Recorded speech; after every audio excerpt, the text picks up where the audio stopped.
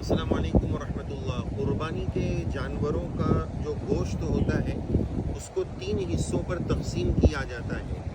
ایک حصہ جو اس کا ہوتا ہے وہ اپنے لیے یعنی قربانی میں جس گھر میں قربانی ہوئی ہے ان گھر والوں کے لیے ایک حصہ ہے، اور دوسرا حصہ جو اپنے خیش و اقارب ہے، رشتہ دار ہیں، دوست احباب ہیں، ان کے لیے دوسرا حصہ ہوتا ہے، اور ایک تیسرا حصہ غریبوں کو، ضرورت مندوں کو، جن کے یہاں قربانی نہیں ہوئی ہے، جو ضرورت مند ہیں ان کے لیے تیسرا حصہ ہوتا ہے۔ تو یہ قربانی کے جانور میں، گوشت میں یہ 3 حصے کرنا یہ مستحب ہے، لیکن یہ بھی یاد رکھنا چاہیے کہ بہت سارے لوگ اس کو ضروری سمجھتے ہیں کہ اگر یہ نہیں کیا تو گویا ہماری قربانی صحیح نہیں ہوگی، جبکہ حقیقت ایسی نہیں ہے، ایسا ضروری نہیں ہے۔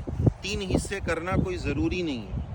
اگر کسی نے اپنی قربانی میں سے ایک بوٹی بھی تقسیم نہیں کی، پورا اپنے گھر میں کھا لیا یا استعمال کر لیا، یا مان لیجئے کہ بقرعید کے بعد کوئی شادی ہے، ولیمہ ہے، تو اس ولیمے کی دعوت میں گھر کا پورا گوشت اسی میں استعمال کر لیا تو بھی قربانی صحیح ہو جائے گی۔ یہ 3 حصے کرنا صرف مستحب ہے، افضل ہے، اچھی بات ہے، ضروری نہیں ہے۔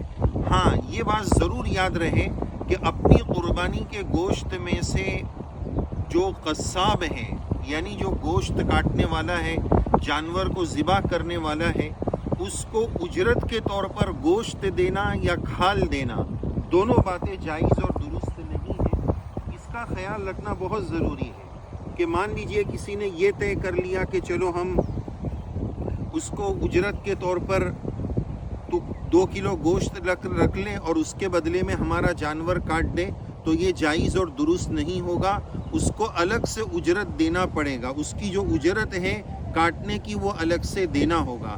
تو خلاصہ کلام یہ کہ اجرت کے طور پر گوشت قربانی کا دینا جائز اور درست نہیں ہے۔ یہ 3 حصے کرنا صرف مستحب ہے، افضل ہے، بہتر ہے، ضروری نہیں ہے۔ کسی نے ایسا نہیں کیا تو بھی اس کی قربانی ادا ہو جائے گی، درست مانی جائے گی۔ واللہ تعالی اعلم بالصواب۔